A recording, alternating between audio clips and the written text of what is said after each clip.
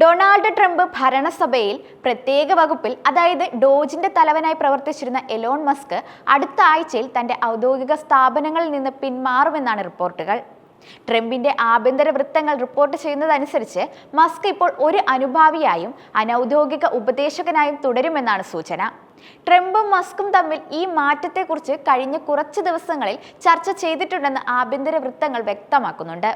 സർക്കാർ വകുപ്പുകളിൽ അഴിച്ചുപണികൾ നടത്തുകയും ചെലവ് ചുരുക്കാനുള്ള ശ്രമങ്ങൾ ഏകോപിപ്പിക്കുകയും ചെയ്തിരുന്ന മസ്കിന്റെ ഡിപ്പാർട്ട്മെന്റ് ഓഫ് ഗവൺമെന്റ് എഫിഷ്യൻസി പദ്ധതിയിലൂടെ വലിയ പരിഷ്കാരങ്ങൾ കൊണ്ടുവന്നതായി ട്രംപ് തന്നെ പൊതുവേദികളിൽ ആവർത്തിച്ചിരുന്നു. എന്നാൽ മസ്കിന്റെ അപ്രതീക്ഷിതമായ നീക്കങ്ങൾ, മുൻകൂട്ടി ചിന്തിക്കാത്ത പ്രഖ്യാപനങ്ങൾ, സാമൂഹിക മാധ്യമങ്ങളിലൂടെ അയച്ച സന്ദേശങ്ങൾ തുടങ്ങിയവ ഭരണകൂടത്തിന് വലിയ വെല്ലുവിളികൾ സൃഷ്ടിച്ചിട്ടുണ്ട്.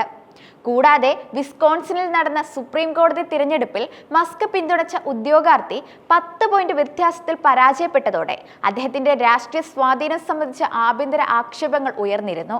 മസ്ക് നിലവിൽ പ്രത്യേക സർക്കാർ ജീവനക്കാരൻ എന്ന നിലയിലാണ് ഇവിടെ പ്രവർത്തിച്ചിരുന്നത്. അതുകൊണ്ട് തന്നെ ഇതിന് പ്രത്യേക കാലാവധി ഉണ്ട് താനും. ഈ പദവി മെയ് അവസാനം അല്ലെങ്കിൽ ജൂൺ ആദ്യവാരം അവസാനിക്കുമെന്നാണ് കരുതപ്പെടുന്നത്.